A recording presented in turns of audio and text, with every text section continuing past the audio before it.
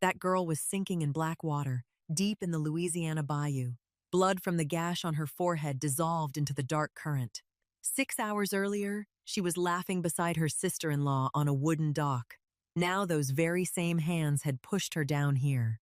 But Maren didn't die that night. She survived 3 years, alone, in a swamp with no way out, until a man whose name no one in the South dared to speak found her.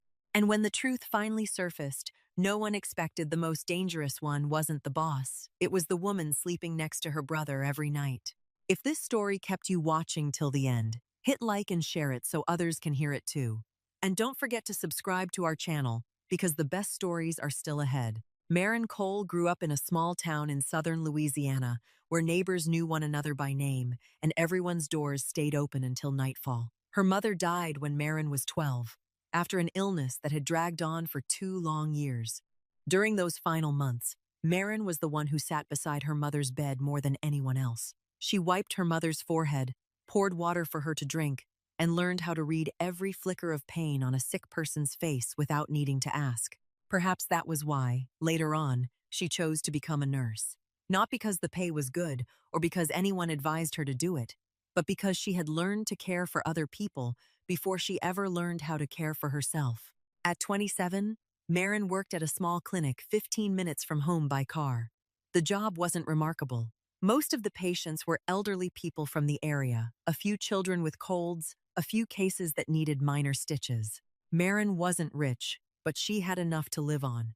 She rented a small room beside her brother's house, ate dinner with him on most evenings, and had never thought about leaving. Because for Maren, family had been reduced to exactly one person, and that person was Grant. Grant Cole was 8 years older than Maren. He worked as a mechanic at the repair shop at the edge of town, his hands always stained with engine oil, his back slightly bent from too many years leaning under cars. Grant wasn't good with words, and he wasn't graceful, but the way he cared for his younger sister was something the whole town knew. The day Maren graduated from high school, Grant stood in the last row and clapped the loudest. The day Maren got her job at the clinic, Grant bought her a small watch that cost him half a month's wages.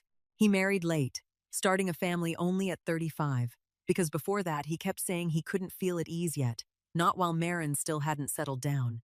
Maren often teased him about it. He would only smile, then steer the conversation somewhere else. The woman Grant chose was named Delaney. She was 30, with dark brown hair, a wide smile, and a way of speaking that made everyone feel comfortable. Delaney knew how to appear at exactly the right moment, say exactly the right thing, and make people feel that she was the perfect choice for Grant. Maren liked Delaney from the very first time they met. She thought her brother finally had someone to keep him company, and that their small family would feel more complete. The wedding took place in spring, simple and modest, in the yard of the town church. Maren stood beside her brother throughout the ceremony, her eyes red from happiness. At the reception afterward, a distant aunt took Maren's hand, then turned to Delaney and said that the sister-in-law was glowing, looking as though she had just stepped out of a magazine. Everyone laughed. Delaney laughed too, but Maren didn't see what she should have seen. Delaney's smile stopped at her lips. It never reached her eyes. It was only a very brief moment, and then it passed. Delaney poured wine again, raised her glass again, smiled and chatted with the guests again. No one noticed. Maren didn't either. Because Maren was the kind of person who was used to thinking well of everyone. She believed that if she was good to people, people would be good to her in return. She believed that family meant safety. And she believed that the woman who had just become her sister-in-law would love her brother the way Maren had always loved him. Maren didn't know that some smiles are designed to hide something underneath. And some people are so good at acting that even their own family can't tell when the performance began. 6 months after the wedding, Grant booked a small vacation cabin near the bayou, about 2 hours from town by car. He said it was a family trip, so all three of them could spend some time together and feel comfortable with one another. In truth, Grant had noticed that Maren and Delaney still weren't truly close. The two women were polite to each other, smiled at the right moments, but there was always an empty space between them that Grant couldn't name. He thought perhaps it was because they were both busy, because they hadn't yet had a chance to sit down together properly. This trip would be different. The cabin stood close to the edge of the water, with an old wooden dock behind it stretching out into the swamp. That afternoon was peaceful in exactly the way Grant had hoped.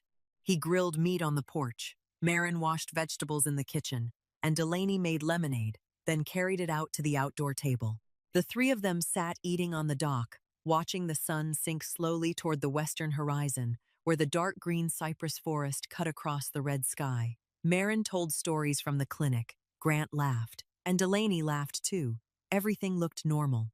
Everything looked like a family. When evening came, Grant finished several cans of beer and leaned back on the long chair inside the cabin. He said he was too tired, that he would sleep for a while and wake up early the next morning to go fishing.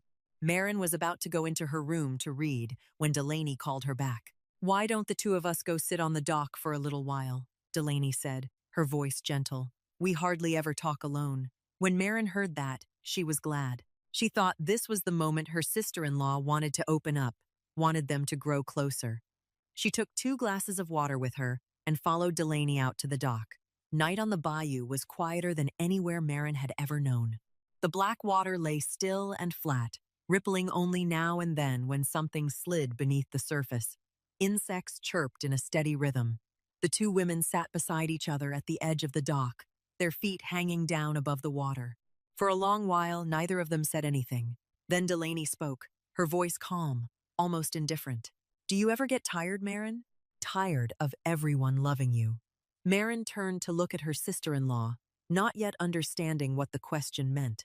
She was about to ask again when she felt 2 hands press hard against her back. It wasn't the sudden shove of someone who had lost her balance. It was a firm, deliberate push, intentional, calculated beforehand. The rotten wooden railing broke the instant Maren's back, struck it, she fell. Her head hit a wooden post jutting out beneath the edge of the dock, and darkness flooded her eyes. The world spun once, then vanished. The swamp water swallowed her without a sound, cold, thick, heavy. Maren sank before she could make even a single cry. The swamp current wasn't swift, but it was persistent.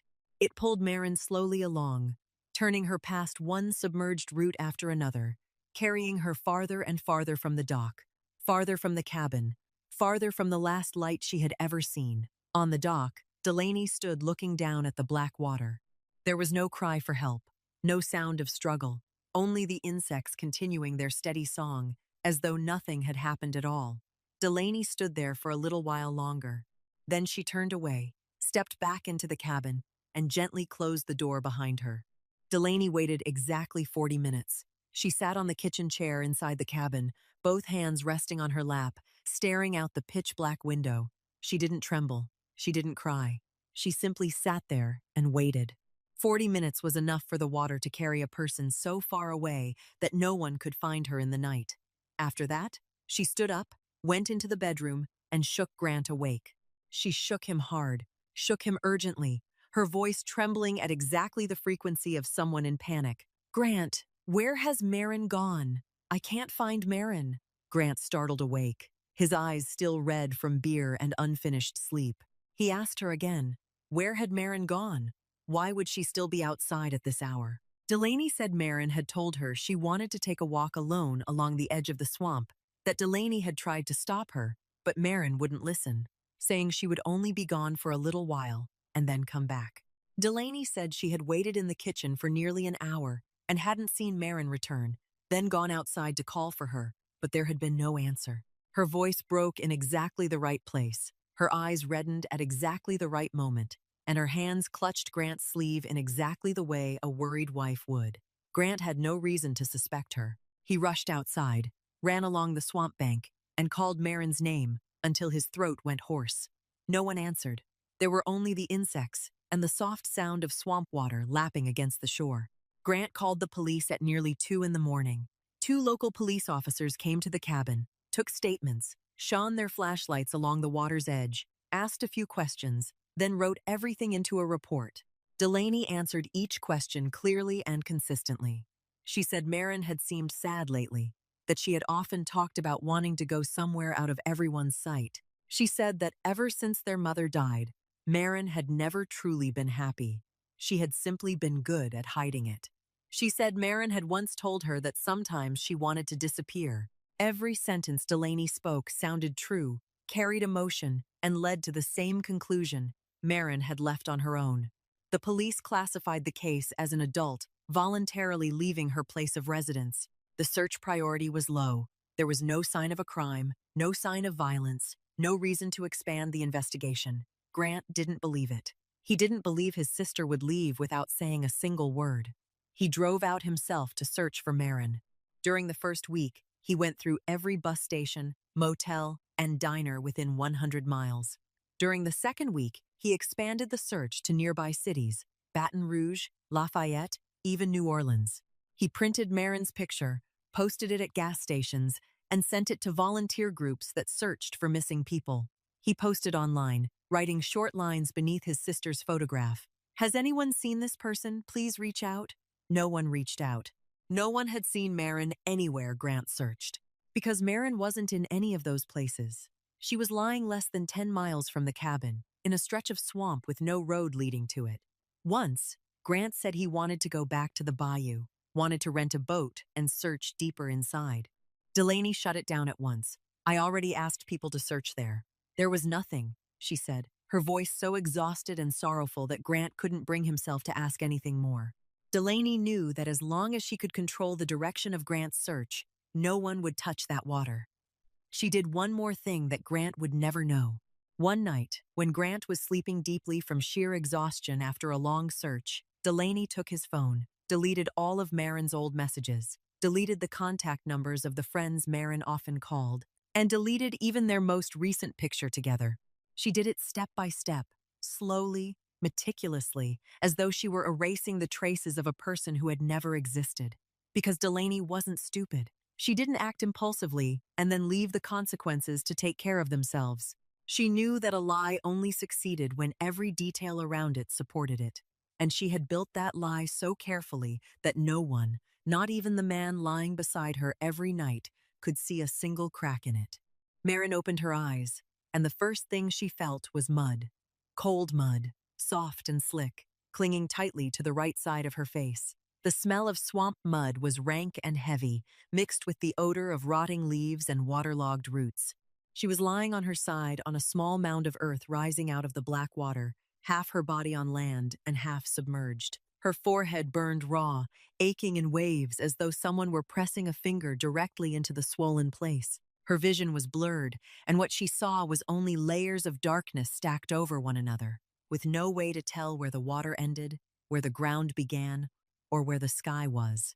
She tried to lift her head, but her neck was stiff, her body refusing to obey, as if every part of her had rejected the idea of movement. She lay there a while longer, doing nothing but breathing. Her breaths were shallow and rushed, her lungs wet from the swamp water that had poured in when she sank. She coughed, a dry, scraping cough, coughing until her chest hurt before she finally stopped. There was nothing around her but darkness. Maren didn't know where she was. She remembered the dock, remembered the glass of water, remembered Delaney's voice, and remembered the feeling of two hands pressing against her back. After that came the water, the cold, her head striking something hard, and then everything had gone out. Now she was lying here, alone. The little mound of mud was so small that even curled in on herself, her feet still touched the water. She had to get away from here. She had to find the shore. But where the shore was, she didn't know. Maren forced herself to sit up. Her head spun, her vision flashed, and her stomach clenched. She looked down at the black water around her and understood that there was no choice except to wade through it. She slipped her feet down into the water. The cold cut into her skin at once.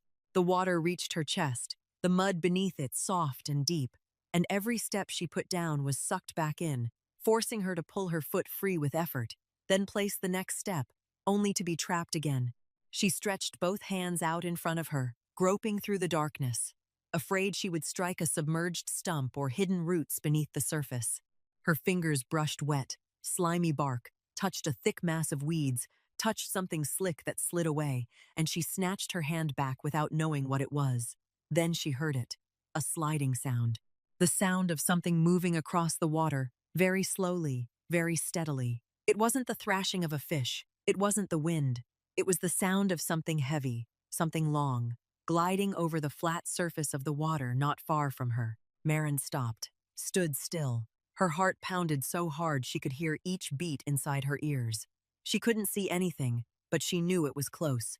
Instinct told her not to move. She stood in water up to her chest, both arms pressed tight against her body, holding her breath. The sliding sound passed by, slowly, then faded farther away.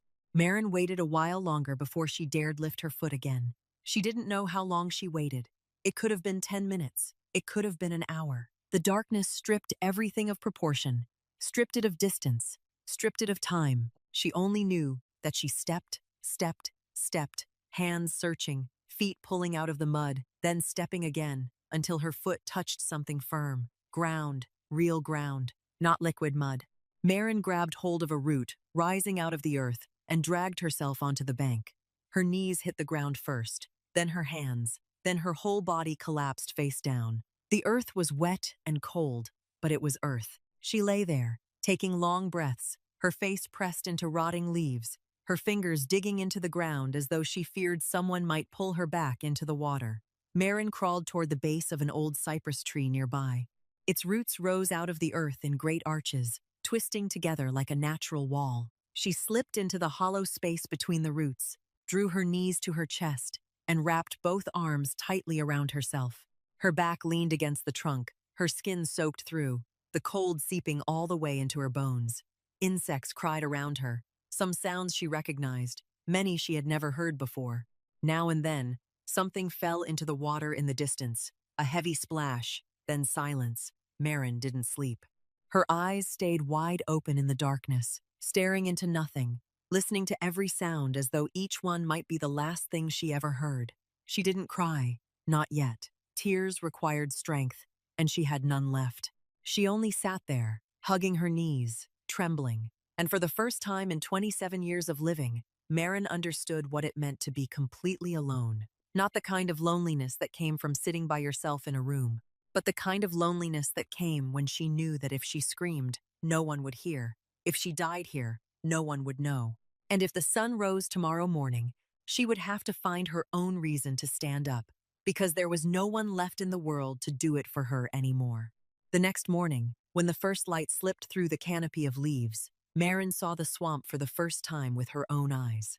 Last night, she had imagined all kinds of things in the darkness, but daylight was worse. Still, black water stretched everywhere, broken by hundreds of cypress trunks rising out of it, their roots twisting up across the damp ground like tangled veins. Moss hung from the branches like gray curtains. There was no path, no human footprint, nothing at all to show that mankind had ever set foot here. Maren stood up, her legs numb, her forehead still aching. She chose the direction of the sunrise and began to walk. She thought that if she kept going straight in one direction, she would eventually reach a road or find someone. But the swamp didn't allow anyone to walk straight. Every few dozen steps, another patch of water blocked her way, forcing her to circle left or right, then circle again, then lose her sense of direction. Every cypress tree looked like every other cypress tree. Every stretch of mud looked like every other stretch of mud. She walked all morning, and when she looked back, the tree where she had slept the night before was still not far away. She had walked in a circle without knowing it. Thirst came before hunger. Maren's mouth was dry, her tongue sticking to the roof of her mouth, and every time she swallowed, it hurt. Swamp water was everywhere around her, but she didn't dare drink it. The water was cloudy, it smelled bad, and a thin green film floated across the surface. She remembered her mother once saying that standing water was sick water. By noon, when thirst began to make her head spin, she found a small hollow in the trunk of a cypress tree, with a little pool of water inside that was slightly clearer. Rainwater left behind from some old storm. She lowered her mouth to it and drank. The water tasted of rotting wood and leaves, but it wasn't fishy. She drank slowly, in small sips, because her stomach cramped when it received something after nearly 2 empty days. After that, she learned how to look for similar hollows in trees, and large leaves that had sagged under trapped rainwater like little bowls. There wasn't much water, but it was enough to keep her from fainting. Hunger came at the end of the first day. Her stomach growled, the pain twisting in waves, then easing, then twisting again. She looked around for something she could eat. She tried plucking a handful of green leaves and chewing them, but they were so bitter that her mouth went numb, and she spat them out at once. She saw clusters of small, dark red berries on a low bush, looking like the wild berries the children in town used to pick for fun, but she wasn't sure. She held one berry in her hand, smelled it, crushed it to see the flesh inside, but in the end, she didn't dare put it in her mouth. One wrong berry could kill her. There was no clinic here, no doctor, no one to pump her stomach if she poisoned herself. She set the berry down and kept walking, her stomach still crying out. Her feet became the next problem. Her shoes had been lost when she fell into the water. Walking barefoot across swamp ground was bearable when the mud was soft, but whenever she reached firmer ground, thorns, small stones, and dry roots cut into the soles of her feet. By the afternoon of the second day, both feet were swollen, the bottoms burning and stinging with every step. She sat down, tore a strip of fabric from her sleeve, wrapped it around her right foot, then tore another strip and wrapped her left. The cloth was wet and thin, and it couldn't stop the thorns, but it hurt less than walking barefoot. Every day, she had to wrap them again because the fabric slipped loose when it became caked with mud. On the third day, Maren followed a mound of earth that rose higher than the water, but the mound led deeper into the cypress forest instead of out of it. Yet at the end of that mound, among the dense trees, she saw a square shape that didn't belong to nature. A cabin, small, old, its wood gray with mold. One side of the roof had collapsed, and the floor was rotting, but the four walls were still standing. For Maren, that was enough. She stepped inside, used her foot to sweep rotten leaves and dry branches off the floor. She gathered dry leaves from outside and carried them in, spreading them into a thick layer in the corner of the cabin, under the part of the roof that was still whole, where rainwater couldn't leak through. She lay down on that bed of leaves. Her back felt the cold wooden floor through the layer beneath her. Her whole body hurt. Her feet were swollen, her forehead ached, and her stomach was empty. But for the first time after 3 nights, she had a roof over her head. She had 4 walls between herself and the darkness outside. She closed her eyes, and though she only slept in short, broken stretches, it was still the longest sleep she had had since the night she fell from the dock. On the 4th day, Maren understood that without fire, the cabin was nothing more than a rotting wooden box waiting for her to die slowly inside it. Fire meant cleaner water, cooked food, warmth at night, and light to drive away the sounds whose owners she didn't want to see. She tried rubbing 2 sticks together the way she had once seen in movies. She rubbed until both palms were raw and red, but the wood only grew warm. It didn't smoke. Everything in the bayou was damp. The wood was damp, the leaves were damp, the air was damp. She tried striking 2 stones together, hoping for a spark. The stones chipped, her hand was scraped, and no spark came. She tried tearing dry bark, twisting it tight, then spinning it quickly between her palms on a floorboard inside the cabin. She spun until her shoulders ached, but the place where wood met wood only heated a little, then cooled the moment she stopped. Each time she failed, Maren sat there breathing, looking at her raw, reddened hands, then tried again. Not because she was especially patient, but because she had no other choice. On the 5th day, while clearing the old debris from the corner of the cabin to make more room to lie down, Maren's hand touched a small metal object hidden among scraps of wood and rotting leaves. She picked it up and wiped away the mud. A Zippo lighter. Its brass case had dulled with age, with scratches running along its body, and the lid was a little loose. It had probably been left behind by some hunter many years ago. Maren tried flicking it. The wheel turned, making that familiar clicking sound, and a tiny spark leapt out, then died at once. No flame. The fuel had been gone for a long time, but the wheel could still strike a spark. That spark was so small, flaring for only 1/10 of a second before vanishing. But Maren looked at it as if it were the most precious thing she had ever held in her hand. She needed something that could catch fire. Everything outside the cabin was wet. Wet leaves, wet grass, wet bark. Maren looked down at the thin jacket she was wearing, the jacket she had worn since the night on the dock and hadn't taken off since. She turned the inside of the jacket outward and touched the lining. Synthetic fabric, thin and smooth. Because the lining was on the inside, it was less soaked than the outer layer. She bit into one corner with her teeth, tore off a piece the size of her palm, and rolled it into a small wick. Then she used her fingernails to scrape dry wood from the underside of the cabin's floorboards, where the wood hadn't been touched by rain and was still dry.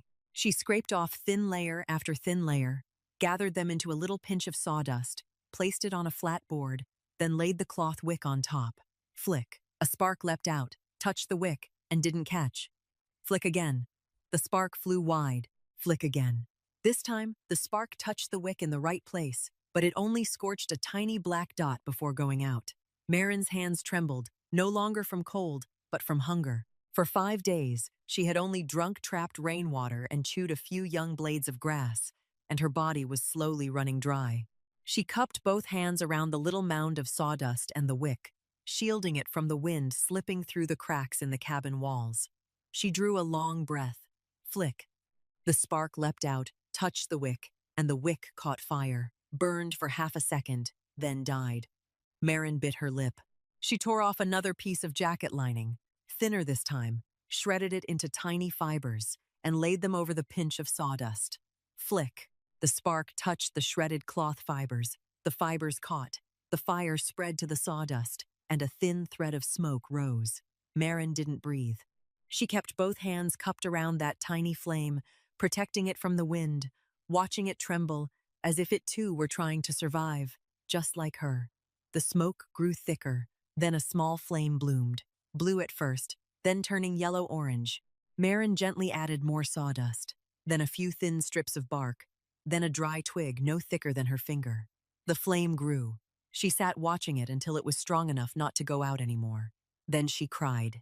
Not because she was warm, not because she was relieved, but because as she sat there, looking at the fire she had made with her own hands from an empty lighter and a few strips of cloth torn from her own jacket, Maren realized something. She still hadn't given up. 5 days had passed, hungry, thirsty, feet swollen, alone in the middle of the swamp, and she was still sitting here, still trying, still attempting one more time. She didn't know whether she was strong or simply hadn't found a place where she could collapse yet, but that fire was burning, and she was still burning too. After she had fire, Maren began burning wood into charcoal. She waited for the charcoal to cool, then crushed it small, wrapped it in a piece of cloth torn from her jacket, and tied it into a rough filter bag.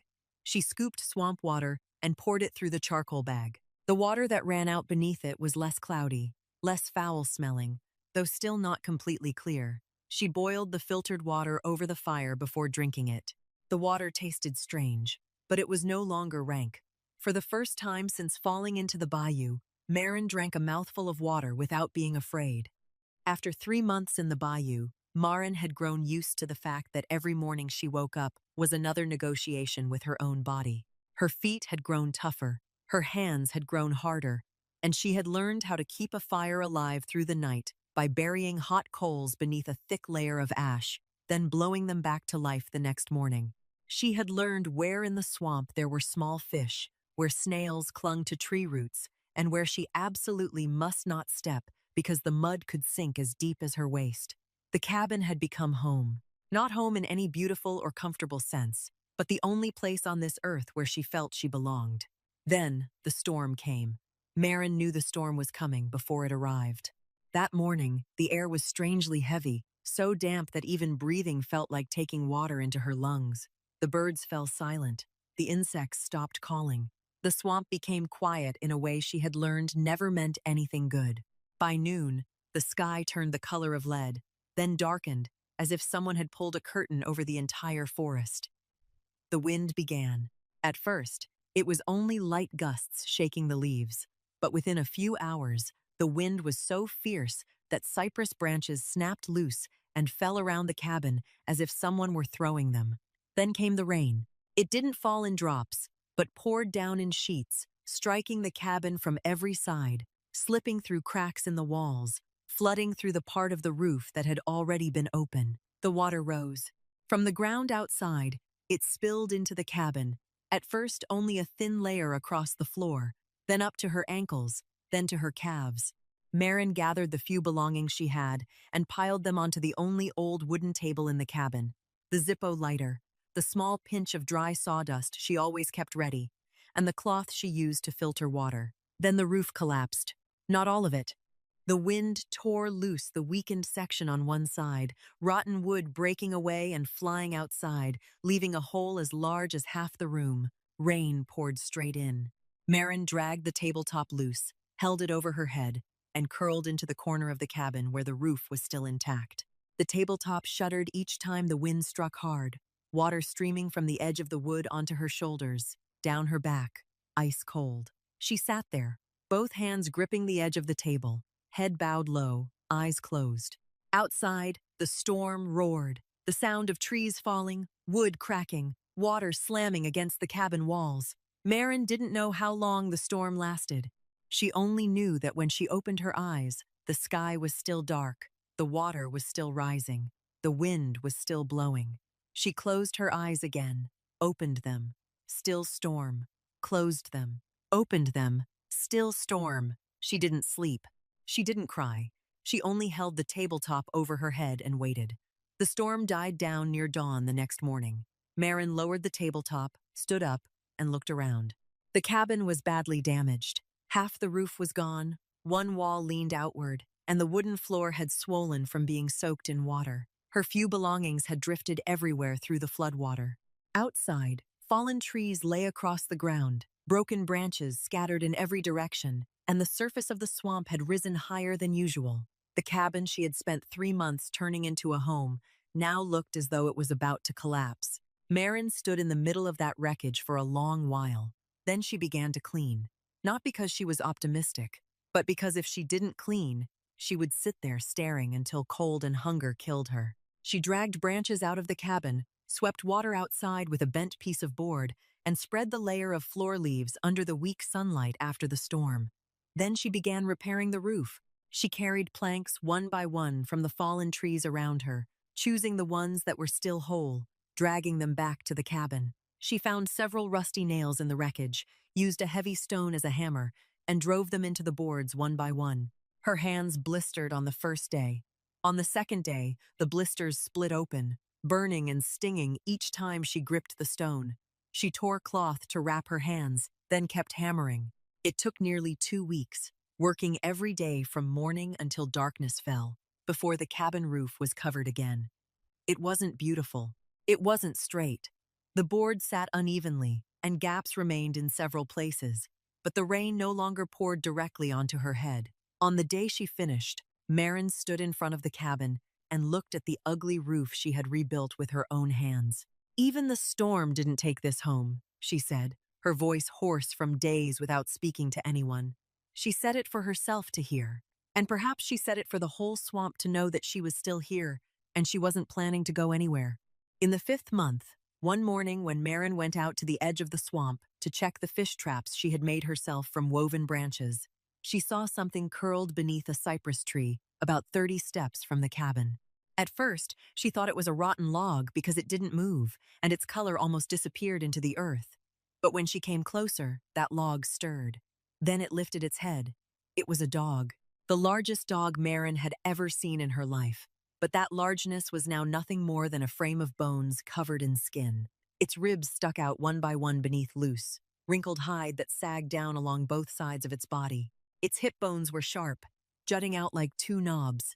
The dog's skin hung in folds, especially around its face and neck, making it look as though it was wearing a suit that was too big, sewn for a version of itself twice its size. Maren recognized it as a Neapolitan Mastiff, a breed she had once seen in books when she was still in school, the kind of dog people raised to guard a house, to protect, to watch over what belonged to them. But the dog in front of her couldn't guard anything anymore, not even itself. It was so thin that it trembled when it stood, and when it lay down, every vertebra along its spine showed clearly beneath its back. Someone had raised it, then abandoned it here. Maybe people living near the bayou had taken in a large breed dog without having enough food for it, or maybe the dog had grown too fast, cost too much, and they had brought it out to the woods, released it, and left. That kind of thing wasn't rare in this region. When Maren stepped closer, the dog reacted at once. It tensed its body, parted its mouth, and let out a low, weak growl. The growl wasn't frightening. It sounded like the voice of a creature using the last of its strength to say, "Don't come near me. I don't trust anyone anymore." Maren stopped. She looked at the dog. The dog looked back at her. Two pairs of eyes, one human, one canine, both thin, both dirty, both abandoned by the very people who should have kept them safe. Maren stepped back. She didn't force it. She returned to the cabin, took a small fish she had caught that morning, went back out, placed the fish on the ground about 5 steps from the dog, then sat down even farther away. She sat still. The dog looked at the fish, looked at her, then looked at the fish again, but it didn't come closer. Maren sat waiting until her legs went numb, then stood and went back. The next morning, the fish was still lying there, untouched. Maren didn't give up. Every day, she brought food out and placed it in the same spot. Small fish, boiled snails, sometimes only a few tiny swamp shrimp. After putting the food down, she sat far away, not looking straight at the dog, saying nothing. On the 3rd day, the fish disappeared when she turned her back. On the 5th day, the dog ate while she was still sitting there, but 10 steps away. On the 9th day, the distance shrank to 7 steps. 2 weeks passed, and the dog agreed to eat while Maren sat only 3 steps from it. It still stared at her while eating, still ready to retreat at any moment, but it no longer growled. Another week passed, and one afternoon, after Maren set the food down and sat closer than usual, the dog finished eating and didn't back away. It lay down where it was, its eyes still watching her, but its body loosened. Maren slowly reached out her hand. Slowly, very slowly. Her fingers touched the dog's head. The loose, wrinkled skin lay slack over its skull, and she could feel every ridge of bone beneath it. Its skin was warm but thin, and the bones were far too close to the surface. Maren kept her hand on the dog's head and stroked it gently. The dog didn't nuzzle into her hand. It only lay still and endured it, as if it had forgotten what it felt like to be touched without being hurt. "You were left behind too, just like me," Maren said, her voice so soft even the wind couldn't carry it away. She named him Bones. From that night on, Bones slept outside the cabin door. The next night, he slept against the doorstep. The night after that, he slept inside, right beside the place where Maren lay, his back pressed against hers. The dog was heavy, but his warmth traveled through his sagging skin and into Maren's back. And for the first time in many months, she slept without opening her eyes every time she heard a sound, because Bones listened for her. The dog was thin and weak, still trembling when he stood. But whenever a strange sound came from outside, he lifted his head, raised his ears, opened his eyes, and released a deep growl from somewhere low in his chest. The growl wasn't loud, but it was steady and continuous, like a warning sent to anything that might be thinking of crossing that doorway. The guarding instinct of the Neapolitan Mastiff was still intact inside that skeletal dog. Even without the strength to fight, he still chose to lie between Maren and the darkness. And Maren, for the first time since the night she fell from the dock, closed her eyes without being afraid. Not because she was safe, but because she knew someone was staying awake for her. In the swamp, that was the greatest luxury a person could have. Since Bones came into her life, the rhythm of survival in the bayou changed. It didn't become easier, but Maren had one more reason why she wasn't allowed to collapse. Every morning when she woke, the first thing she did was look at Bones. The dog lay close beside her, his eyes already open, his tail giving one faint wag when he saw her move. That meant one more day. She got up, coaxed the fire back from the ashes that were still warm, then began searching for food for both of them. Whatever she found, she split in half. Small fish, split in half. Snails, split in half. On the days she found nothing, both of them went hungry together. Bones never ate Maren's share even when she placed it right in front of him, and Maren never ate Bones's share even when her stomach cramped and twisted. Both of them were thin, both of them were dirty, but both of them were still here. The swamp taught Maren everything no one had ever taught her, by making her pay for every mistake. She learned with her hands, with her feet, with her skin and flesh, with painful nights and hungry days. But among all those lessons, there was one she remembered most clearly. It was the first time she caught a fish with a spear. It began when Maren realized the fish traps she had woven from branches were too crude. The small fish slipped out, and the bigger fish didn't bother going in. She needed another way. She found a straight branch longer than her arm, used a stone to sharpen one end, and wore the skin off several fingers before it was done. She went to the edge of the swamp, stood in water up to her knees, raised the spear, and waited. The swamp water wasn't clear. When she looked down, she saw only shadows, sunken leaves, something sliding past, but she couldn't tell whether it was a fish or the shadow of a tree. She thrust down, missed. Water splashed into her face. She waited again, thrust again, missed again. The third time, she lost her balance, fell sitting into the water, and the spear slipped from her hand and floated away, forcing her to swim after it and grab it back. Bones stood on the bank watching, his head tilted, as if he couldn't understand what Maren was doing. She tried again the next day, then the day after that. She learned that she had to stand very still for a long time before the fish would come close. She had to strike at an angle, not straight down, because water bent the way things looked. She had to wait until she saw the fish's shadow stop, not while it was still swimming. On the seventh day, when the sun had climbed near its highest point, a fish about the size of her palm swam slowly past her foot, then paused beside a submerged root. Maren held her breath, raised the spear, thrust down. The spear point pierced the fish's body and pinned it into the mud beneath. The fish thrashed. Maren held tight. She lifted the spear, the fish still impaled on the sharpened end, jerking a few times before going still. Maren stood in the water, looking at the fish on the spear, and laughed. She laughed out loud. The sound was hoarse, small, breaking halfway through because her throat had forgotten how to make that sound, but it was laughter. The first laughter since the night on the dock. Bones, on the bank, heard her laugh and wagged his tail wildly, though he didn't understand what had happened. Maren carried the fish to shore, roasted it over the fire, tore it apart, and split it in half. One half for her, one half for Bones. The fish was tiny, 2 pieces not enough to fill anyone, but it was the best meal Maren had ever had because she had earned it with her own hands, with a sharpened stick and 7 days of refusing to give up. The seasons passed. Maren no longer counted days, she counted by moons. Each time the moon was full, she used a sharp stone to carve a mark into the wooden wall inside the cabin. She carved the first mark carefully, straight and clean. The later marks grew more crooked, as if each one weighed more than the one before it. Maren changed. The hands that had once gently taken patients' pulses at the clinic were now calloused, the skin of her palms thick from gripping the spear, carrying wood, grinding stone. Her face darkened under the sun and the swamp wind. Her cheekbones stood out more sharply, and her lips cracked from lack of water during the dry days. But her eyes changed the most. The eyes that had once been gentle and quick to smile were deeper now, sharper now, holding on to whatever they saw longer than necessary, as if she were reading something behind the surface that other people couldn't see. She was no longer the kind 27-year-old nurse from a small clinic. She was the woman of the swamp, and Bones changed with her. He didn't grow much bigger because food was still scarce, but his eyes grew sharper, his steps steadier, and his growl deeper. Then one morning, Maren stood before the cabin wall with the sharp stone in her hand and carved the 36th mark, nearly 3 full years. She set the stone down, stepped back, and looked at the 36 marks lined up on the wooden wall. 36 full moons, 36 months. She stood there for a very long time.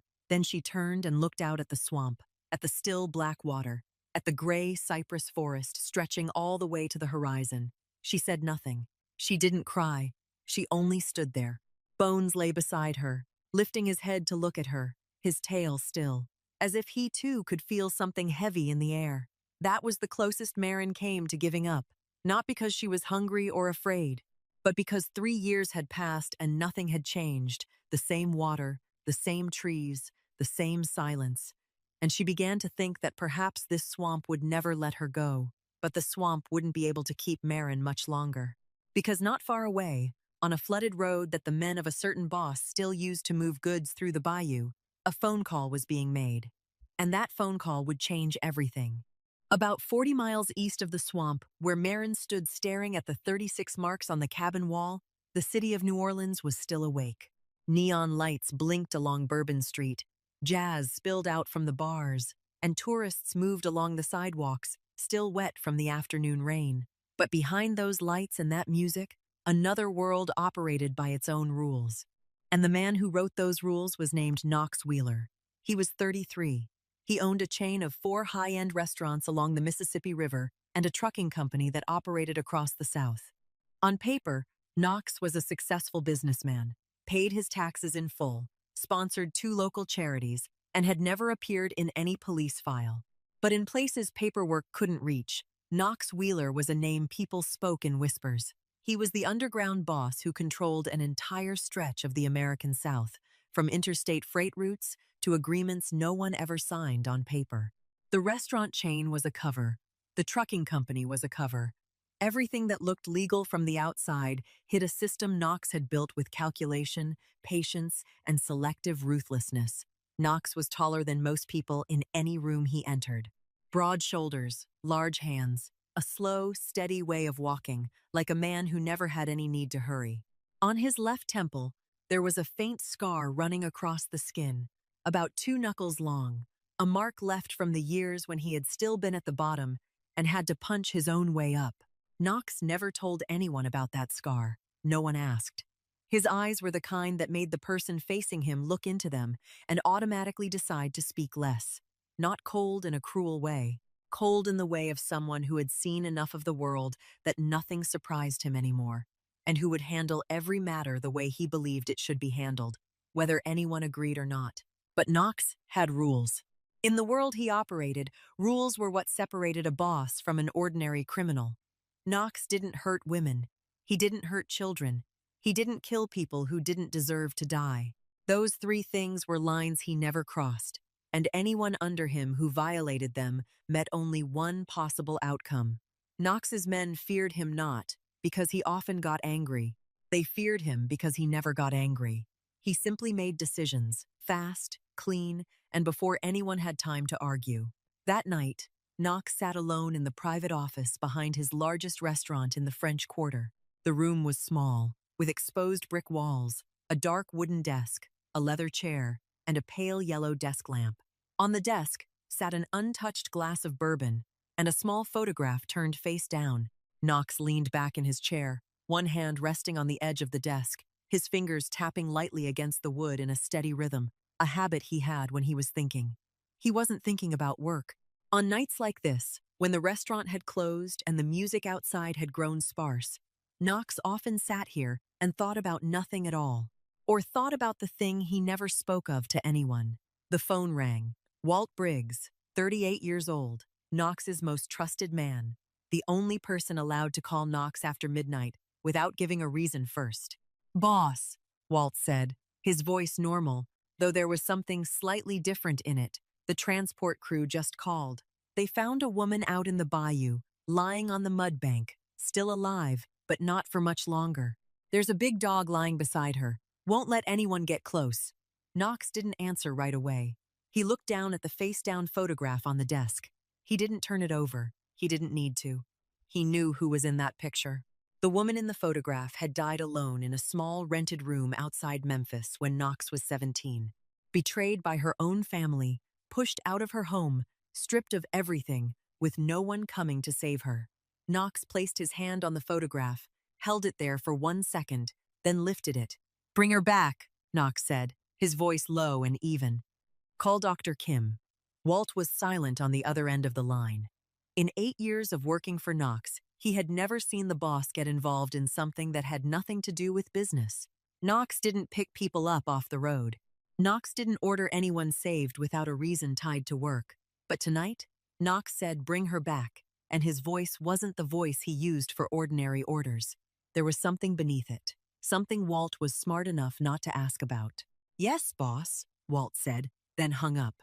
Knox set the phone down on the desk, looked at the untouched glass of bourbon, then looked out the window, where the lights of New Orleans still flickered through the night. He didn't know who the woman out in the bayou was. He didn't know where she had drifted from. He didn't know who had left her there. But he knew one thing. This time, he wouldn't arrive too late. Walt reached the bayou before dawn. 2 transport men were already waiting at the meeting point, an empty stretch of ground beside the edge of the swamp, where they usually hid goods beneath the cypress canopy. They led Walt on foot for about 10 minutes along a flooded trail, pushing branches aside until they saw her. Maren was lying on her side on the mud bank, right beside the base of a large cypress tree. Her body was curled inward, her knees drawn close to her chest, her hair matted with dirt and rotting leaves. Her skin was gray, her lips dry and cracked, her eyes closed. The clothes on her body had decayed so badly that their original color could no longer be recognized, patched with torn strips of cloth and leaves tied together in tangled knots.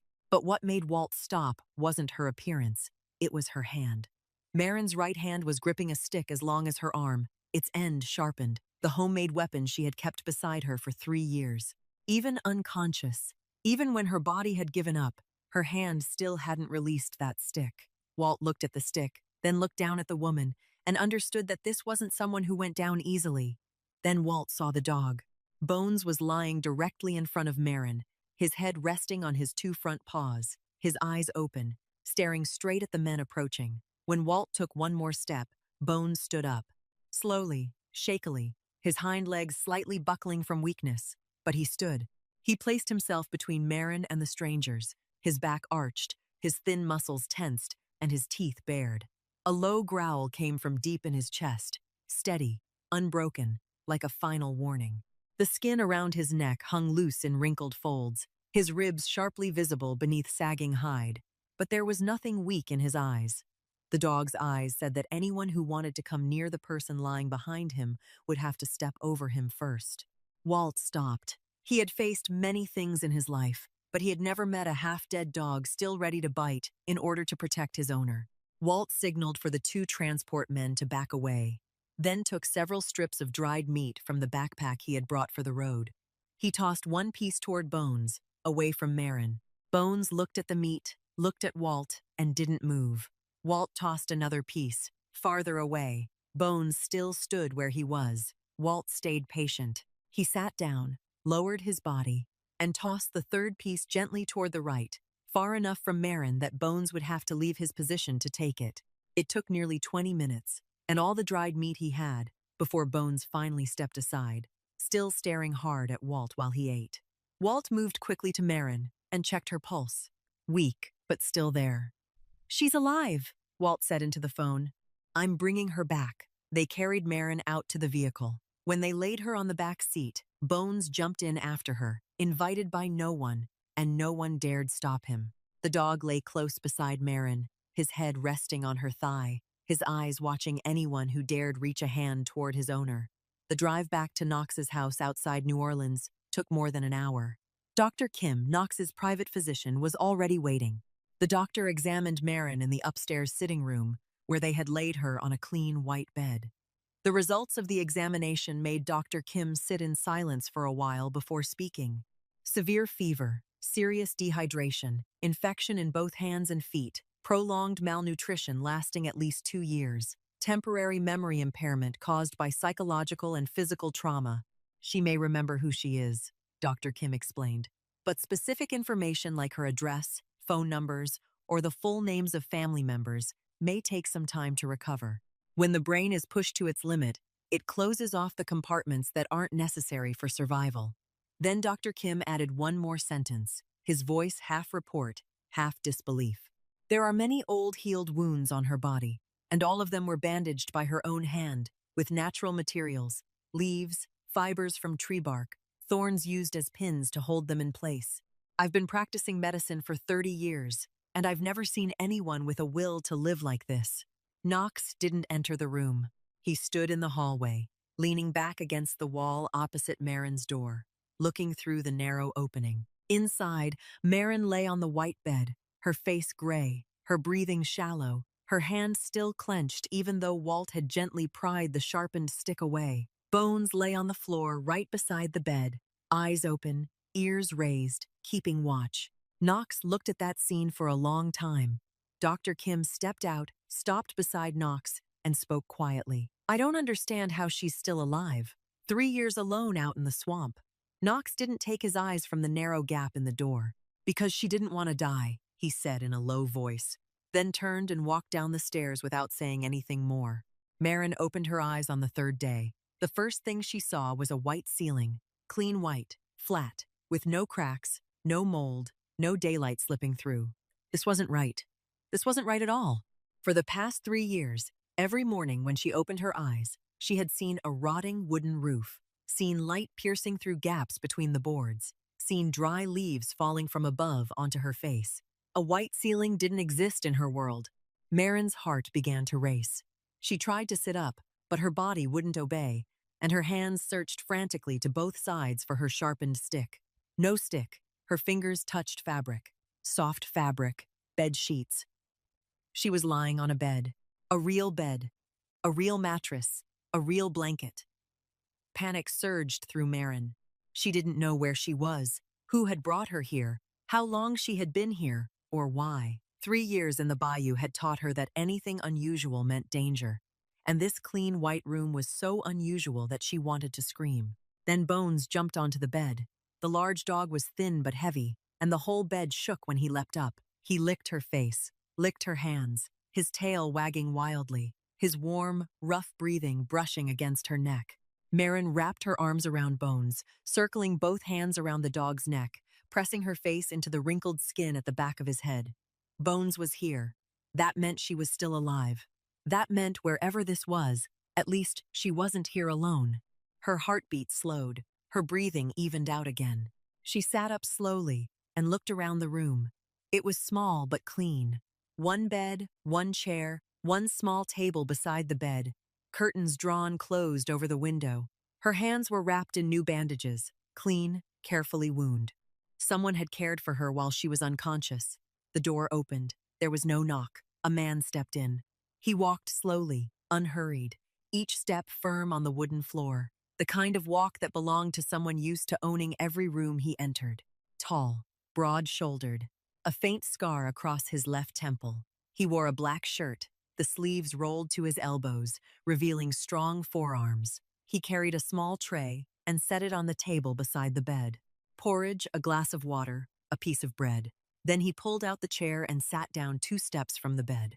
He said nothing. He only sat there and looked at her. Maren looked back at him.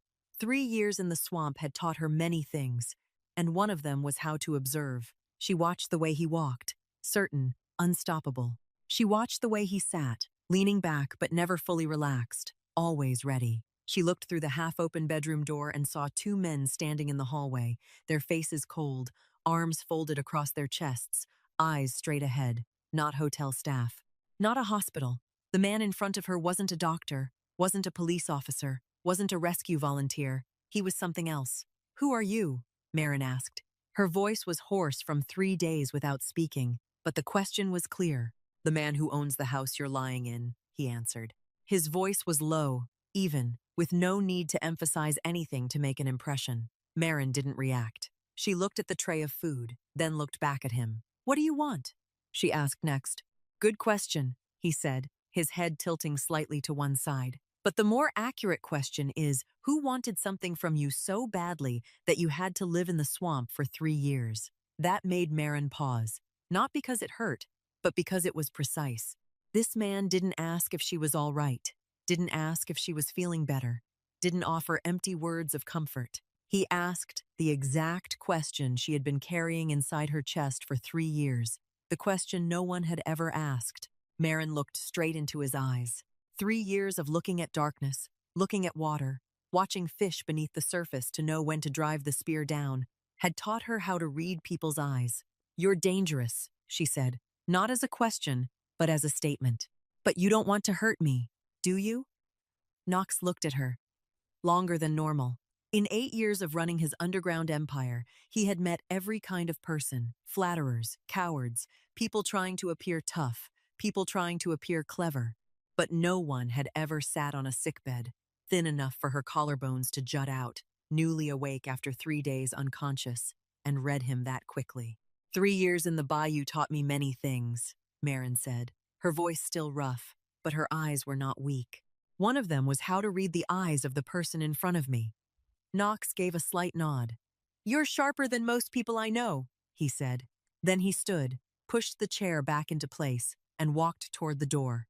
Before he left completely, he stopped. "Eat! You're too thin!" Then he was gone.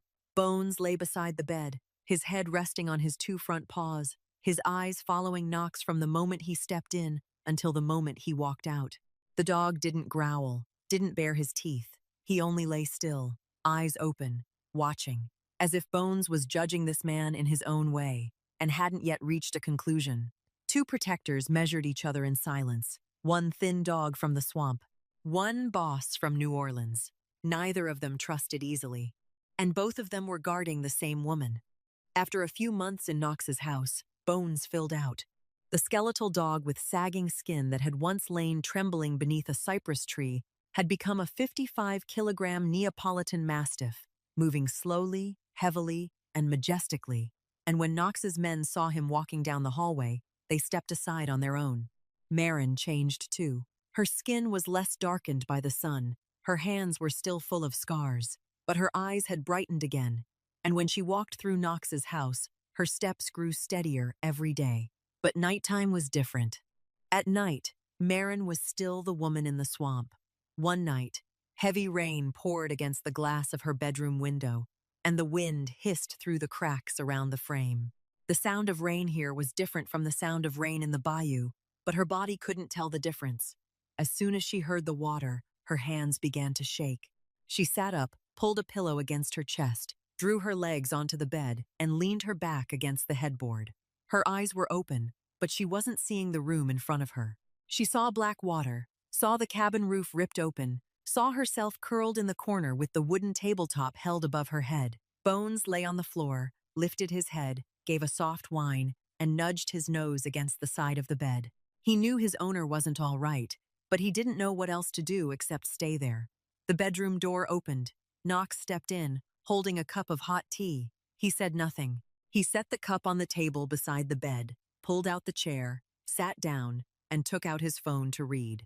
As if he had only happened to pass by, seen an empty chair, and decided to sit, with no connection at all to the woman trembling on the bed 2 steps away. He didn't ask whether she was all right. He didn't tell her not to be afraid. He didn't touch her. He only sat there. His presence filled the room with something Maren couldn't name. Not comfort, not protection. Something more like a wall between her and the darkness outside. The hot tea gave off a faint curl of steam on the table. Maren reached for it and took a sip. Hot, slightly sweet, with a taste of lemon. Her hands were still shaking, but less than before. She looked at Knox. He didn't look back, his eyes still fixed on his phone. Maren said nothing. She finished the cup of tea, set it back on the table, then slowly slid down to lie flat and pulled the blanket up over her shoulders. At some point in the night, between the sound of rain and the steady breathing of bones on the floor, she managed to sleep. The next morning, when she opened her eyes, the chair was empty, the cup of tea had been cleared away, and there was no sign that anyone had sat there all night. Only Bones remained on the floor, his tail giving a soft wag when he saw her move. Knox never mentioned that night. Maren didn't either, but both of them knew it had happened, and that was how Knox showed the things he never said out loud. Then came the night Maren saw something she shouldn't have seen. She went to the kitchen for water late at night, passed through the downstairs hallway, and heard voices behind the door of Knox's office. The door wasn't fully closed. Through the narrow gap, she saw Knox and Walt sitting across from each other, and on the table between them were things she didn't need to look at for long to understand what they were. Maren didn't stop. She kept walking, got her water, and returned to her room. She didn't panic. She didn't run. She had lived for 3 years with alligators and storms. She wasn't afraid of what she had just seen, but she needed to know who she was living with. The next morning, Maren waited for Knox at the dining table downstairs. Knox walked in, saw her already sitting there, paused for half a second, then continued to the kitchen counter to pour coffee. Maren spoke directly. "Do you ever hurt innocent people?" Knox set the coffee cup down. He didn't ask what she had seen, didn't ask when, didn't explain or defend himself. He only answered, "No, that's my line." Maren looked at him. She looked into his eyes, searching for what she had learned to search for over the past 3 years. The signs of a lie, of evasion, of the quick glance to the side people made when their mouths said one thing but their minds thought another. She found none of it. Knox looked back at her, straight, even, without blinking. "I was nearly killed by someone who carried the name of family," Maren said, her voice not shaking, not sad, only calm and clear. "I don't trust labels anymore. Good people can hurt you. Dangerous people can keep you alive. I only trust actions." Knox took a sip of coffee. Then he gave a slight nod. as if that was the only answer he was willing to accept. He stood, carried his coffee toward the door, and before stepping out, he stopped, though he didn't turn around. "You don't have to trust me. You only have to watch." Maren remained at the dining table alone. Bones lay beneath her feet, his head resting on her foot, heavy and warm. She looked out the window, toward the backyard of Knox's house, where the early New Orleans sunlight shone across the green trees. She had survived 3 years in the swamp by judging everything around her for herself. Every kind of plant, every fish, every sound, every sign of weather. She didn't believe because someone told her to believe. She believed because she saw for herself, listened for herself, felt it for herself. And what she had seen in Knox over the past weeks was a man who was dangerous to the outside world, but had never once been dangerous to her.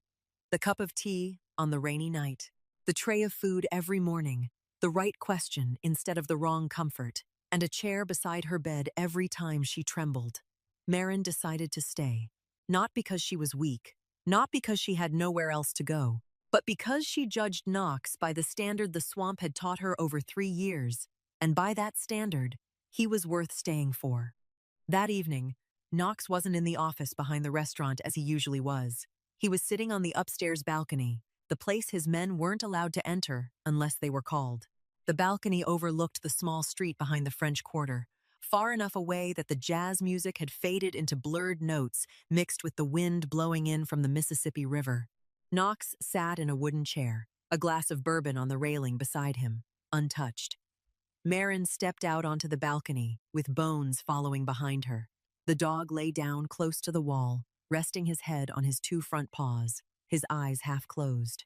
Maren stood by the railing for a while, looking down at the street, then sat in the chair across from Knox. The 2 of them sat in silence for a long time. The sounds of the street below, cars, someone laughing, music. Then Maren asked, "Why did you save me? You didn't know who I was." Knox didn't answer right away. His right hand rested on the arm of the chair, his fingers tapping lightly against the wood, slow and steady, a habit Maren had come to recognize as the way Knox bought himself time when he was deciding whether or not to speak. His fingers tapped a few more times, then stopped. Knox looked toward the street, not at Maren, and for the first time since she had been here, he said more than one sentence. "My mother's name was Ruth," Knox began, his voice lower than usual, as if he were speaking more to himself than to her. "She had an older brother, my uncle. The family had a small store outside Memphis, built by my parents before I was born. When my grandparents died, my uncle took control of the inheritance. She was the younger sister. She trusted her brother. She signed every paper he gave her without reading it. Then one day, my uncle changed the locks on the store and told her the property belonged to him now, that the lawyer had confirmed it, that she had no share in it. I was 10 that year." Knox stopped. He lifted the glass of bourbon but didn't drink, only turned it lightly in his hand before setting it down again. "She took me out of that house with 1 bag of clothes and $400. She didn't sue, didn't argue. She only told me, 'Don't ever become someone like your uncle.' Then she went to work, washing dishes in other people's restaurants, taking in laundry, cleaning other people's houses. She did everything so I could go to school. She never once spoke bitterly about my uncle in front of me. Not once. But I looked at her hands every night when she came home, cracked and red from soap and hot water, and I knew she was paying the price for trusting the wrong person." Knox was silent for a while. Then he continued, his voice still even, but slower. "She died when I was 17, alone in a small rented room outside Memphis. I was working the evening shift, and by the time I got home, it was late. The room was dark. She was lying on the bed. I thought she was asleep. I didn't turn on the light. I pulled the blanket over her and went to lie down. The next morning, I realized she had already been gone when I covered her." Knox looked down at the glass of bourbon. No one was beside her then. Not her brother, not her son, no one. She left this world without a hand holding hers. Maren sat still. She didn't say a word, because there were no right words for a moment like this. She only sat there, listening, letting Knox say everything he needed to say. When Walt called me that night and said they had found a woman nearly dead out in the bayou, Knox said, this time looking straight at Maren, "I couldn't think of anything except my mother. No one saved her. I couldn't save her either. But that night, I could save you. Maren understood then. Knox hadn't saved her because of love at first sight, hadn't saved her because of calculation. He had saved her because he had seen his mother in the image of a woman lying on a mudbank, waiting to die, with no one coming. Knox's old wound wasn't the scar on his temple.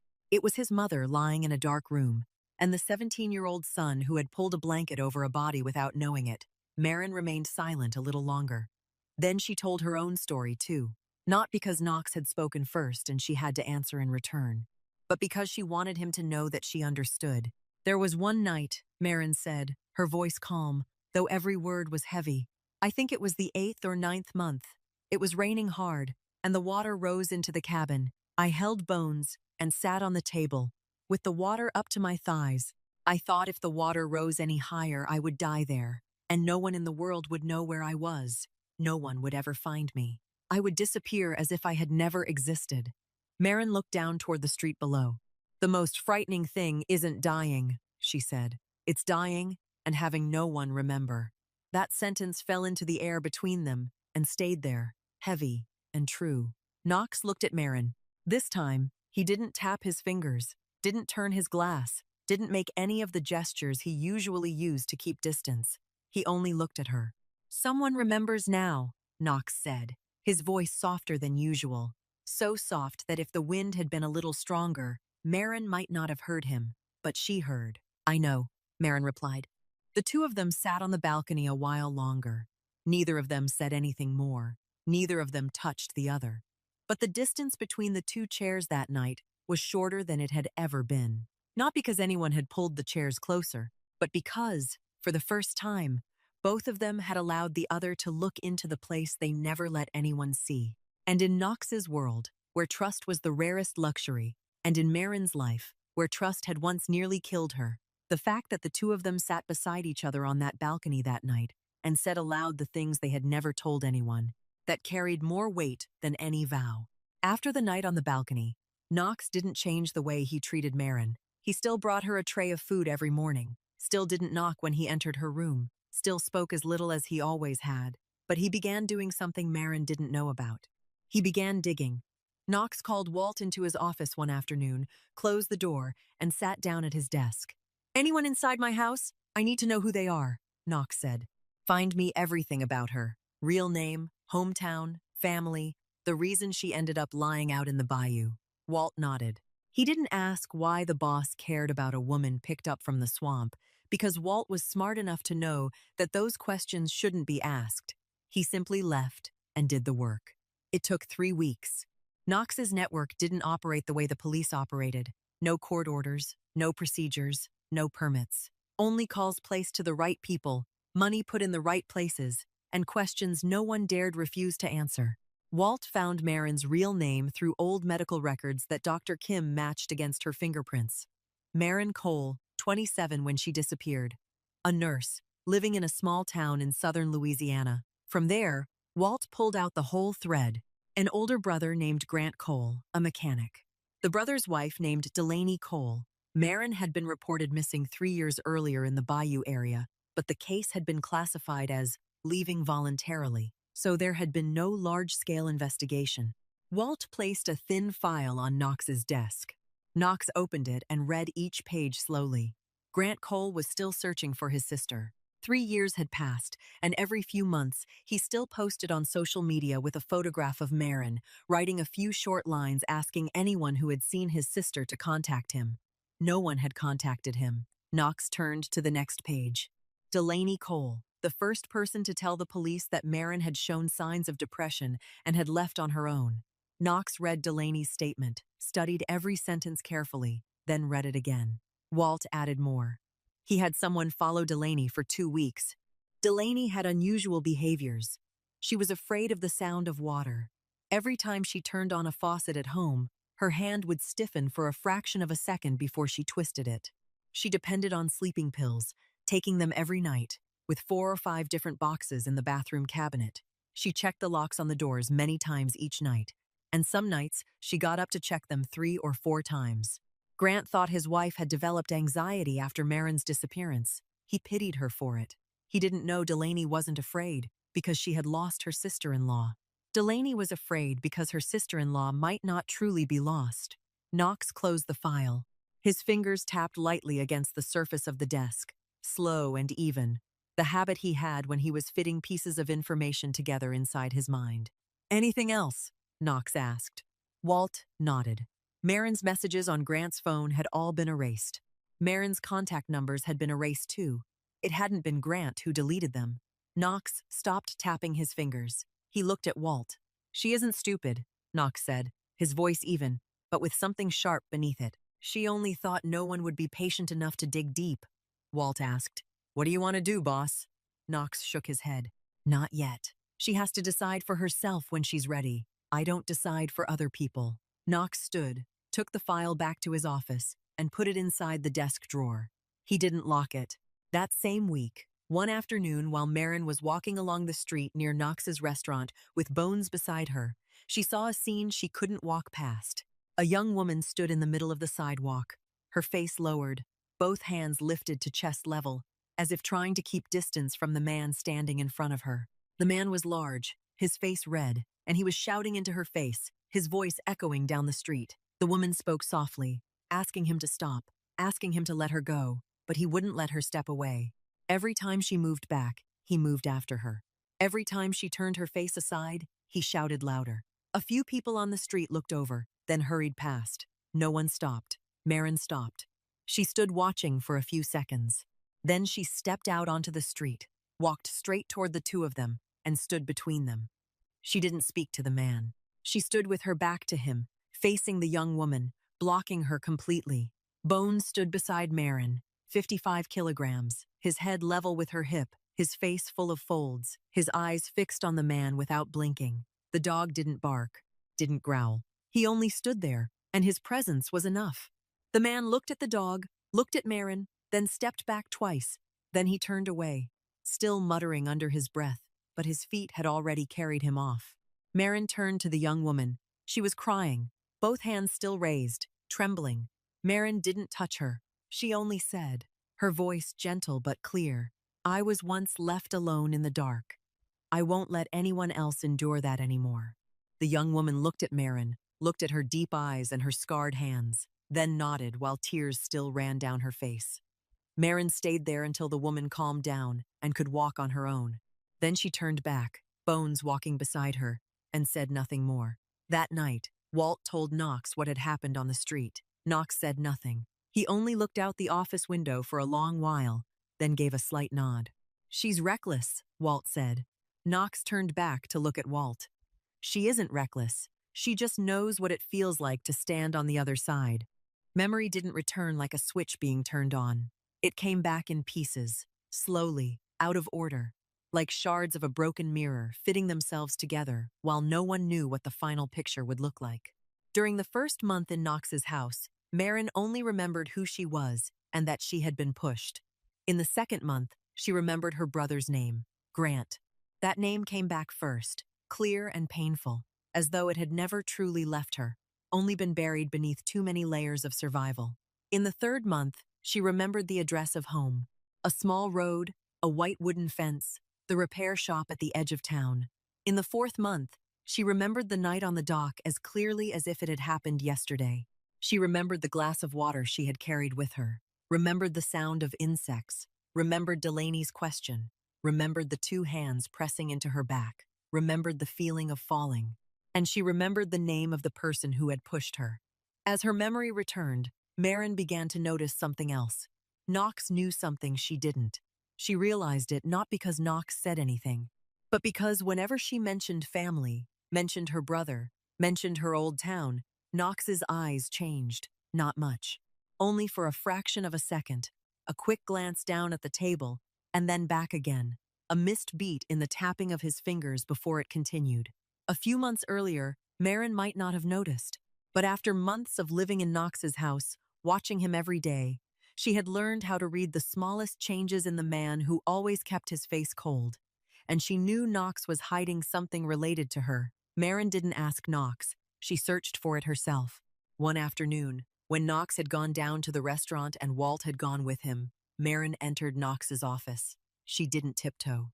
She walked in, as if she had the right to walk in, because whatever was being hidden in this room had to do with her life, and she believed she had the right to know.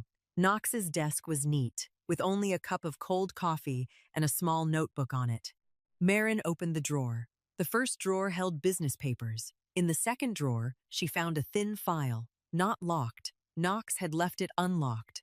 Perhaps because he knew no one in this house would dare open his drawer. Or perhaps because he wanted her to find it when she was ready. Maren opened the file. The first page was a photograph of her, an old photograph, taken at the clinic, back when she was still wearing her nurse's uniform, her hair neatly tied back, her face bright, her eyes smiling. She looked at that photograph for a long time. The person in the picture seemed like someone else entirely. The next page held information about Grant, full name, address, occupation, and screenshots of search posts on social media. Grant was still looking for her. 3 years had passed. Every few months, he posted again, with her photograph and a few short lines. My sister's name is Maren Cole. If anyone has seen her, please contact me. 3 years. He hadn't given up. Maren's hands shook as she turned to the next page. Delaney Cole, the first person to tell the police that Maren had left on her own. Maren's messages had been deleted from Grant's phone. Signs of psychological instability, fear of the sound of water, dependence on sleeping pills, checking the door locks many times each night. Maren read the whole page. Her hands were shaking, but her face was calm. 3 years in the swamp had taught her how to separate emotion from action. Let the trembling happen. Her mind stayed clear. She heard footsteps on the stairs. She didn't close the file, didn't put it back in the drawer, didn't pretend she wasn't here. She placed the file on the desk and stood there waiting. Knox stepped into the room. He saw Maren standing beside the desk, the file open on the surface. He stopped in the doorway. Not startled, not angry. He only stopped and looked at her, as though he had known this day would come. How long have you known? Maren asked. 2 months, Knox answered. Why didn't you tell me? Knox walked into the room, went to the window, and leaned back against the wall. Because I wanted you to decide for yourself when you were ready, he said, his voice even. Not have me decide it for you. Maren looked at him. For a long time, she searched his eyes for signs of control, for the way powerful people often behaved when they held information in order to keep the upper hand. She found none of it. What she found was something close to respect. Knox hadn't hidden the file because he wanted to control her. He had hidden it because he knew this truth would change everything, and he wanted her to be the one to decide when she was strong enough to receive it. The unlocked drawer was the answer. He had left it for her to find on her own. I'm ready now, Maren said. I want to see my brother, and I want to look into Delaney's eyes. Knox gave a slight nod. I'll be behind you. Maren shook her head. When I stand in front of her, I stand alone. This is my fight. Knox looked at her for one more second. Then he nodded again, slower this time, heavier, as though he was nodding not only to her decision, but to the person she had become. A woman who had once been pushed down into the swamp now stood in the office of the most powerful boss in the American South, saying that this was her fight, and that boss nodded. Because Knox understood better than anyone that real strength wasn't power someone else handed to you. Real strength was something you forged for yourself from the longest nights, the deepest hunger, and the moments when no one believed you were still alive. Knox handed Maren a phone. She held it, sitting on the bed, with Bones lying at her feet. She stared at the screen for a long time before pressing the number. Grant's phone number was one of the last things her memory gave back to her, as if her brain had known that once she remembered this number, everything would change, and it wanted to give her more time to prepare. Maren dialed. The phone rang. Once, twice, 3 times. Then someone answered. A breath. A man's voice saying hello, tired.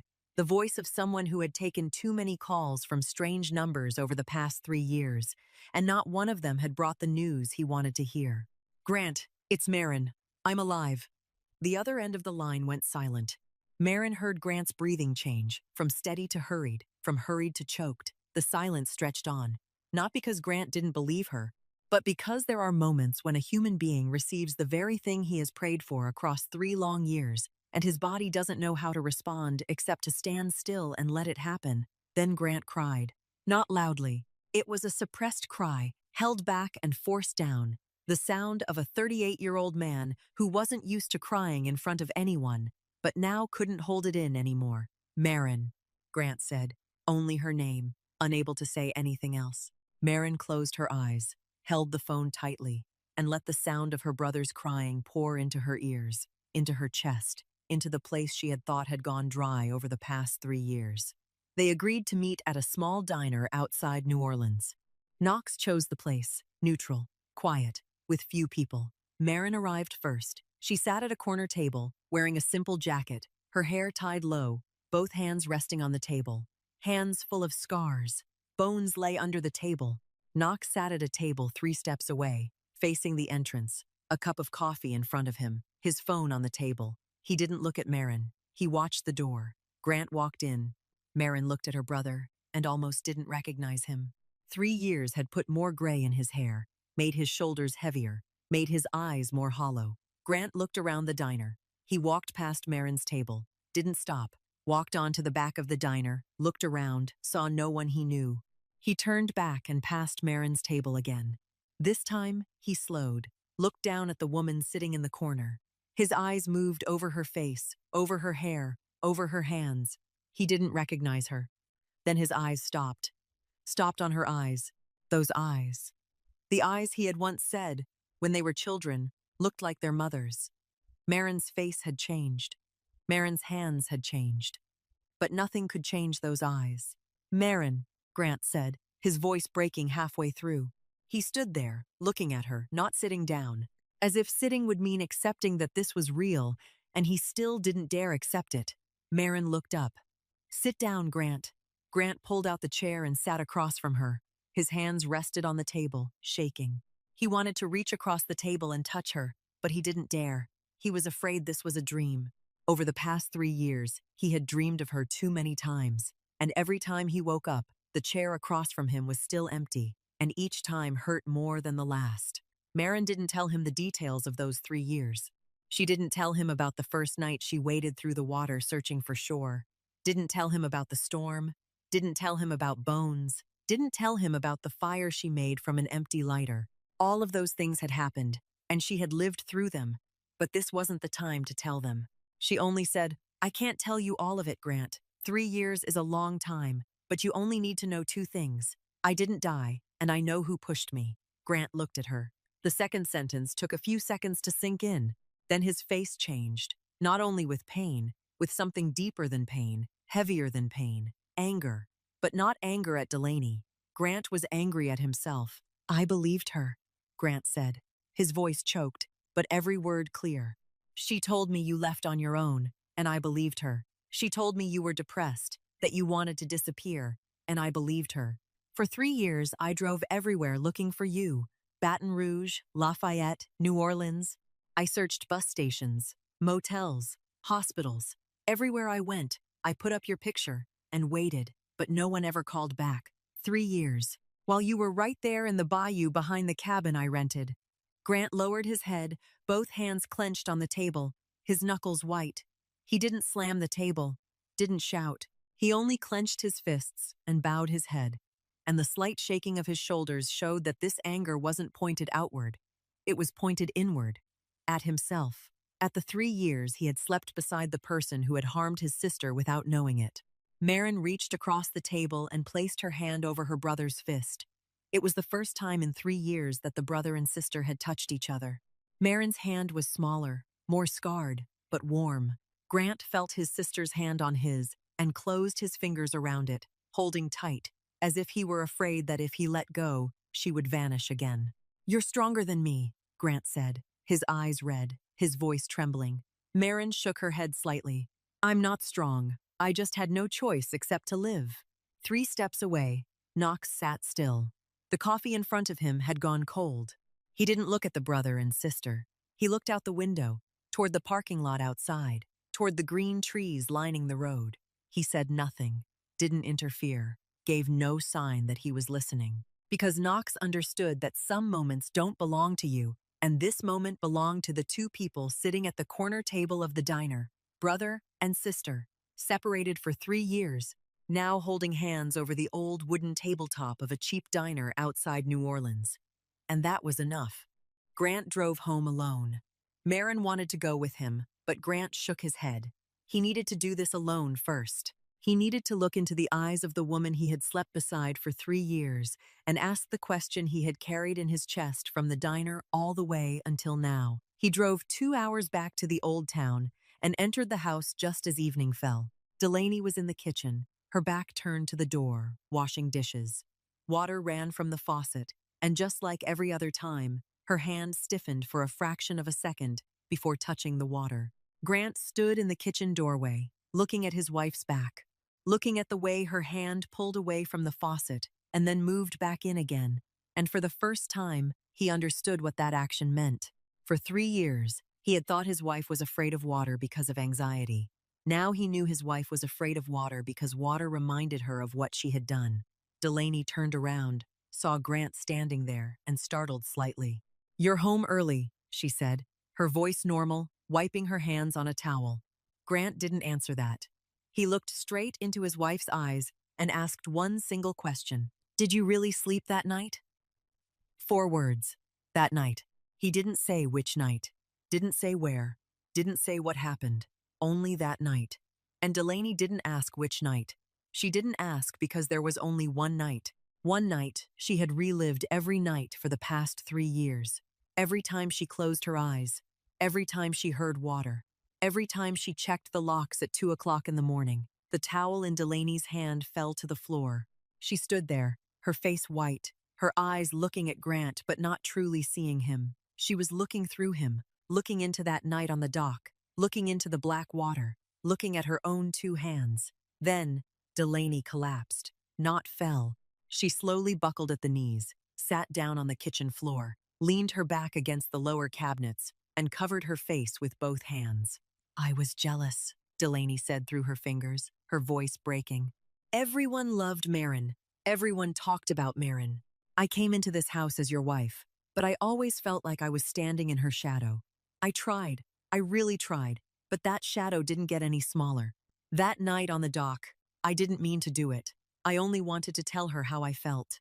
But when she stood there with her back turned toward the water and I looked down beneath us, I lost control. One moment. It was only one moment. Grant stood still. He said nothing. He looked at the woman sitting on the kitchen floor, the woman he had held every night, believed every word from, pitied, because he thought she was suffering too after losing Maren. 3 years. For 3 years, he had lain beside the person who pushed his sister into the water, then came home and played the role of a gentle wife. Footsteps sounded on the porch. The front door wasn't locked. Knox stepped inside, slowly, each step landing heavily on the wooden floor. Walt stood outside the gate beside the black car, his arms folded across his chest. Knox didn't enter the kitchen. He stood in the hallway, one shoulder leaning against the doorframe, looking at Delaney sitting on the floor. Delaney lifted her head and looked at the strange man standing inside her house. She had never met Knox, but the way he stood, the way he looked, the way the air inside the house changed when he stepped in, all of it told her this wasn't an ordinary man. Knox spoke, his voice low and slow, each word clear, as though it had been weighed before leaving his mouth. "I know what you did 3 years ago on that dock. I know you erased your sister-in-law's messages from your husband's phone. I know you lied to the police and said she left on her own. I know you check the locks every night because you're afraid she'll come back." Knox paused, letting each sentence sink into Delaney before saying the next. "You have 2 choices. 1. You go to the police station yourself and tell them everything. 2. I send this entire file to the police, to the press, and to everyone you know, along with a message from me." "And you don't want to receive a message from me," Delaney cried. Not the kind of crying she performed. Not the kind of crying she had used 3 years ago to fool Grant and the police. This was the crying of someone who knew every door had closed and there was no role left to play. She nodded, slowly, heavily, as though her head carried the added weight of 3 years of lies. Knox turned away. Before stepping out the door, he stopped beside Grant. "You're a good man," Knox said, not looking at Grant, his eyes facing straight ahead. "But next time, don't sleep when someone you love needs you awake." Grant didn't answer, but that sentence went in and stayed there, and he would remember it for the rest of his life. Knox stepped out onto the porch. He signaled toward the black car. The car door opened. Maren stepped out. Bones jumped down after her, all 4 feet hitting the ground with a heavy thud. The 55-kilogram Neapolitan Mastiff standing close beside her, his face full of folds, his eyes fixed straight on the house door. Maren walked in. Delaney was still sitting on the kitchen floor, her eyes swollen, her face dazed. She lifted her head to look at Maren, and for the first time in 3 years, she saw the sister-in-law she had pushed into the water. But the person standing in front of her wasn't the gentle girl from the past. The person standing in front of her was a woman with scarred hands, deep eyes, standing beside a dog half the size of a person, looking at her with a gaze that held no hatred and no forgiveness either. That gaze was worse than both of those things combined, because it was indifference.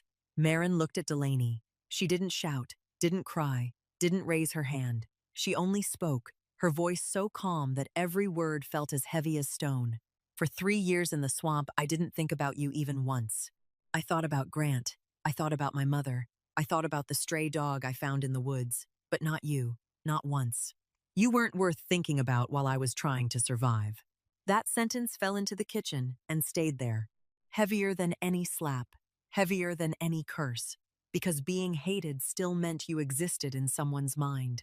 But being forgotten, being considered unworthy of memory, being pushed out of the thoughts of the very person you had harmed, that was something nothing could make up for. Delaney lowered her head. Maren turned away. She bent down and stroked Bones's head. The dog wagged his tail once, then they both walked out of the house and got into the car. Knox was already sitting in the driver's seat. He didn't ask what she had said. Didn't ask if she was all right. He only started the engine and drove away. 6 months after the day she faced Delaney, Maren stood in front of a small wooden house outside New Orleans, near the bayou, where she could see the cypress forest from the front porch.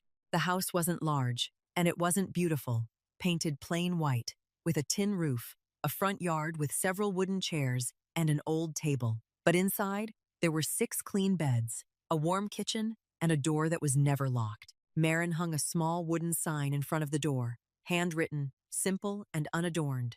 No one gets left behind.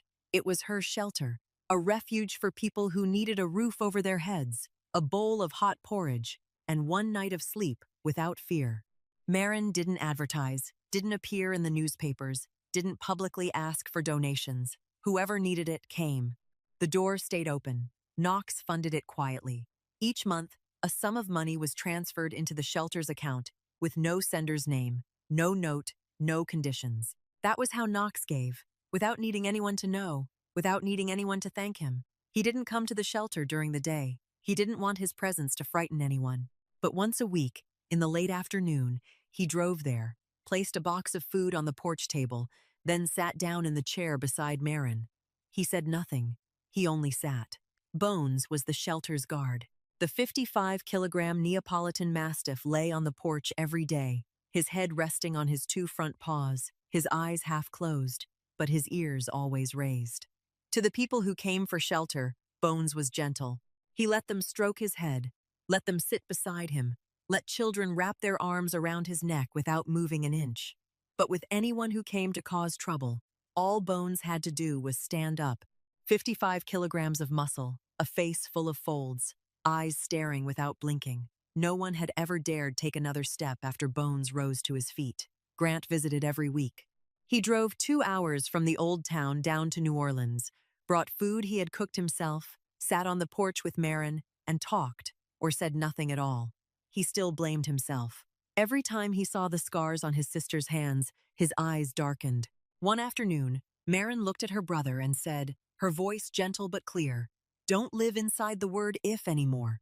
Now that you're awake, protect other people from this point on." Grant heard those words, nodded, and said nothing. But from then on, he changed. In town, when someone vulnerable was bullied, Grant stood up. When someone needed help and no one helped, Grant came. He no longer did it out of guilt. He did it because his sister's words had changed the way he looked at the rest of his life. Then one day, when Maren checked the shelter's mailbox, she found a white envelope with no return address. Inside was a sheet of paper folded in half, handwritten, the letters small and trembling. "I'm not asking for forgiveness. I only want you to know that every night, I still hear the water, Delaney. Maren read the letter standing in the yard. When she finished, she folded it again. She didn't tear it up. She didn't burn it. She carried the letter inside, opened the drawer of the small desk in her room, placed the letter inside, and closed the drawer. She didn't answer. That was Maren's way of forgiving. Not tearing it meant she didn't hate. Not burning it meant she didn't need to erase the past. Not answering meant she didn't need to see the person who had pushed her into the water again to know that she had already walked beyond it. She had already walked beyond it. Through 3 years in the swamp, through hands full of scars, through the skeletal dog she had taken in, and through the quiet man who still placed a box of food on the porch table every week and sat beside her without needing to say anything. That afternoon, Knox came. He placed the box of food on the table, sat down in the chair. Bones lay at Maren's feet, his tail giving one soft wag when he heard Knox sit, then going still again. Twilight settled over everything, the last sunlight staining the cypress trees in the distance gold, and the streetlights began to glow along the small road in front of the shelter. "Do you believe people can forgive without ever meeting again?" Maren asked, her eyes on the line of lights. Knox was silent for a while. Then he said, his voice low, "I believe some things don't need to be closed before peace can come." Maren gave a slight nod. That answer was enough. The two of them sat on the porch until the sky was fully dark. No more words were spoken. The streetlights shone. Bones slept at Maren's feet. And inside the small shelter behind them, 6 clean beds waited for people who needed a place to take refuge, because Maren knew better than anyone that sometimes what saves a human life isn't a miracle. It is only a roof, a bowl of hot porridge, and someone telling you that somebody remembers you. Maren's story began with black water in the Louisiana swamp. It passed through 3 years of hunger, fear, and endurance. It passed through an abandoned dog who became the most loyal companion. It passed through a powerful boss who saw his mother in the image of a woman nearly dead on a mud bank. And it ended with a folded letter in a drawer that didn't need an answer. Forgiveness isn't forgetting. Forgiveness is refusing to let hatred burn you alive. Real strength isn't revenge, but living on and turning pain into shelter for someone else. And sometimes, the person who saves you isn't a hero, only someone who understands pain because they've carried it too. If this story touched your heart, please press like and share so more people can hear it too. Don't forget to subscribe to our channel so you won't miss the best stories every day. How do you feel about this story? Please share your thoughts in the comments, because we always want to hear the feelings that come from deep within your hearts. We wish everyone watching this video good health, a joyful life, and peace in every day. Goodbye, and we'll see you again in the next video.